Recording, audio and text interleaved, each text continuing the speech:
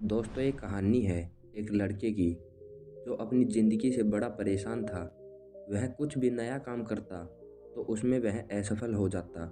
उसके माता-पिता की बहुत समय पहले ही मौत हो चुकी थी। वो लड़का एक सेठ के यहाँ काम करता था। रोज़ जाता और काम ख़त्म करके वापस आ जाता। एक दिन वो शाम को खाना बनाने लगता है। तभी वो 4 रोटी और सब्ज़ी बनाता है और हाथ-मुँह धोकर खाना खाने आता है तो देखता है कि एक रोटी गायब है। वो लड़का जब अगले दिन खाना बनाता है और हाथ-मुँह धोकर वापस आकर देखता है तो तब भी एक रोटी गायब थी। तीसरे दिन वो लड़का ध्यान रखता है तो एक चूहा वहाँ आता है और एक रोटी ले जाने लगता है। तो इस बार वो लड़का उस चूहे को पकड़ लेता है। वो चूहा उस लड़के को कहता है कि तुम मेरी किस्मत का क्यों खा रहे हो? मुझे तो मेरी एक रोटी ले जाने दो। वो लड़का कहता है कि मेरे पास भी ज़्यादा पैसे नहीं हैं। मैंने 4 रोटी बनाई और उनमें से एक तुम ले जा रहे हो। मेरी ज़िंदगी ने मुझे पहले ही बड़ा बेहाल कर रखा है। मुझे पता नहीं मैं क्या करूँ? वो चूहा कहता है कि तुम्हें एक आदमी बता सकता है कि तुम क्या कर सकते हो। वो लड़का कहता है कि बताओ वो कौन है? वो चूहा कहता है, गौतम बुद्ध। गौतम बुद्ध तुम्हें सही रास्ता बता सकते हैं। तुम उनके आश्रम में जाओ और अपने सवालों के जवाब पूछ लेना।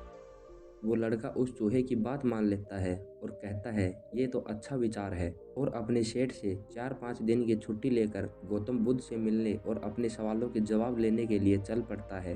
रास्ता काफ़ी लंबा था। उस लड़के को चलते चलते रात हो गई थी। रास्ते में उसे एक महल दिखाई देता है। वहाँ जाकर वह रात के लिए आसरा मांगता है तो एक बूढ़ी महिला उसे कहती है कि तुम कौन हो और कहाँ जा रहे हो? तो वो लड़का कहता है कि मैं गौतम बुद्ध से मिलने जा रहा हूँ। वो बूढ़ी महिला उसे कहती है कि तुम गौतम बुद्ध से मिलने जा रहे हो तो मेरे एक प्रश्न का उत्तर लेकर आना कि मेरी बेटी कब बोलेगी। ये 18 साल की है और अब तक इसके मुँह से एक शब्द नहीं सुना है। और ये बताते-बताते वो बूढ़ी महिला रोने लगती है। वो लड़का कहता है, ठीक है, मैं आपका प्रश्न पूछ लूँगा। अगले दिन वो लड़का वहाँ से चलता है। रास्ता बहुत लंबा और कठिनाई भरा था। चलते-चलते उसके सामने ऊँचे-ऊँचे पहाड़ आ जाते हैं। वो लड़का सोचता है कि अब इन्हें मैं कैसे पार करूँ? तभी उसे तपस्या करता हुआ एक जादूगर वहाँ दिखाई देता है। वो लड़का उसके पास जाता है और उसे कहता है कि मैं गौतम बुद्ध से मिलने जा रहा हूँ। क्या आप मुझे इन पहाड़ों को पार करने का आसान रास्ता बता सकते हैं? वो जादूगर कहता है कि मैं तुम्हें आराम से ये पहाड़ पार करवा दूँगा, पर तुम उनसे मेरा एक प्रश्न पूछ लेना। मैं काफ़ी सालों से स्वर्ग प्राप्त करने के लिए इन बर्फीले पहाड़ों में तपस्या कर रहा हूँ। मैं स्वर्ग कब प्राप्त करूँगा? वो लड़का कहता है, ठीक है।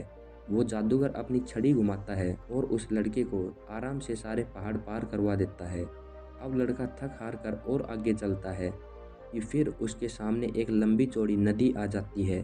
वो फिर से खड़ा हो जाता है क्योंकि उसका रास्ता एक लंबी चौड़ी नदी रोक लेती है और सोचता है कि इसको कैसे पार करूं। तभी उसे एक कछुआ दिखाई देता है। वो लड़का उस कछुए से विनती करता है कि मैं गौतम बुद्ध से मिलने जा रहा हूँ और मेरा रास्ता इस लंबी चौड़ी नदी ने रोक लिया है। क्या तुम मुझे ये नदी पार करवा सकते हो? वो कछुआ कहता है कि मैं तुम्हें ये नदी पार करवा दूंगा, पर तुम गौतम बुद्ध से मेरा एक सवाल पूछ कर आना। मैं काफ़ी सालों से ड्रैगन बनने की कोशिश कर रहा हूँ। मैं ड्रैगन कब बनूंगा? वो लड़का कहता है, ठीक है, मैं तुम्हारा भी प्रश्न पूछ लूँगा। नदी को पार करके थक हार कर वो लड़का गौतम बुद्ध के आश्रम पर पहुँचता है, जहाँ पहले से ही काफ़ी भीड़ थी। उस लड़के का नंबर आता है, तो गौतम बुद्ध उसे कहते हैं कि तुम 3 सवाल पूछ सकते हो। अब उस लड़के के सामने बड़ी परेशानी थी कि मैं इतनी दूर से थक हार कर यहाँ तक आया, पर किसके सवाल पूछूं और किसका सवाल छोड़ूं। उस लड़के को तीनों के चेहरे दिखाई देते हैं और अंत में अपना चेहरा दिखाई देता है। वो लड़का सोचता है कि मेरा तो जैसे तैसे चल ही रहा है ना, खाने जितना तो आ ही जाता है। थोड़ी और मेहनत करूँगा और अपने आप को बदलूँगा।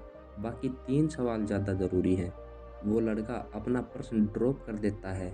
लड़के ने बाकी 3 सवाल पूछ लिए। गौतम बुद्ध कहते हैं कि उस बूढ़ी औरत को कहना कि जब उस लड़की की शादी हो जाएगी तो वह तुरंत बोलना शुरू कर देगी।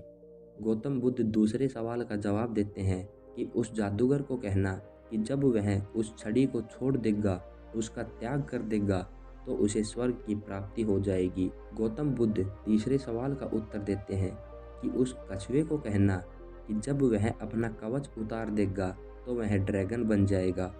और वह लड़का इन तीनों सवालों के जवाब लेकर वहाँ से चला जाता है। सबसे पहले वह लड़का उस कछुए के पास पहुँचता है। वह कछुआ कहता है कि तुम मेरे सवाल का जवाब ले आए, क्या कहा बुद्धा जी ने? तो वो लड़का कहता है कि बुद्धा जी ने कहा है कि जब तुम इस कवच को उतार दोगे तो तुम ड्रैगन बन जाओगे। वह कछुआ तब की तब उस कवच को उतार देता है और उसमें बहुत सारे हीरे ही हीरे निकलते हैं। वह कछुआ कहता है कि इनका मैं क्या करूँगा, यह तुम ले जाओ। और वह ड्रैगन बन जाता है। वह लड़का उन हीरों को लेकर वहाँ से चला जाता है।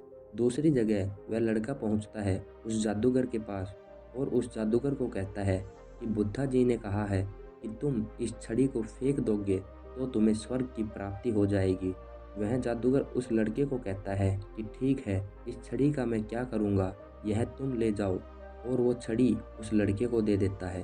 तीसरी जगह वह लड़का पहुँचता है उस बूढ़ी औरत के पास और उस बूढ़ी औरत को कहता है कि बुद्धा जी ने कहा है कि जब आप अपनी बेटी की शादी कर दोगे तो यह तुरंत बोलना शुरू कर देगी। वह औरत कहती है कि ठीक है, तुमसे अच्छा लड़का मेरी लड़की के लिए कहाँ मिलेगा जो तुम एक कहने पर इसके लिए इसके प्रश्न का उत्तर पूछ कर आए, और मैं अपनी लड़की की शादी तुम्हारे साथ ही कर देती हूँ। जैसे ही वह उस लड़की की शादी उस लड़के के साथ करती है, तब की तब वह लड़की बोलना शुरू कर देती है। वह लड़की पहली बात बोलती है कि तुम तो वो ही हो ना जो उस रात हमारे यहाँ पर रुके थे। और साथ ही साथ उस लड़के के प्रश्न का भी उत्तर मिल जाता है। उस लड़के की शादी भी हो गई और साथ ही उसे पैसों की ज़रूरत थी। उसके पास बहुत सारे पैसे भी आ गए क्योंकि हीरे ही हीरे उसे मिल गए थे। और साथ ही ताकत भी आ गई क्योंकि जादूगर की छड़ी उस लड़के को मिल गई थी। और ये सब हुआ सिर्फ त्याग की भावना से। दोस्तों, इस कहानी से हमें सीख मिलती है कि कभी कभी हमें अपने जीवन में त्याग की भावना को भी रखना चाहिए, क्योंकि जब हमें दूसरी जगह पर पहुंचना होता है तो एक जगह का त्याग करना ही पड़ता है। बाकी आपको ये कहानी कैसी लगी कमेंट करके ज़रूर बताना। बाकी मैं मिलता हूँ दूसरी वीडियो में, तब तक के लिए जय श्री राम।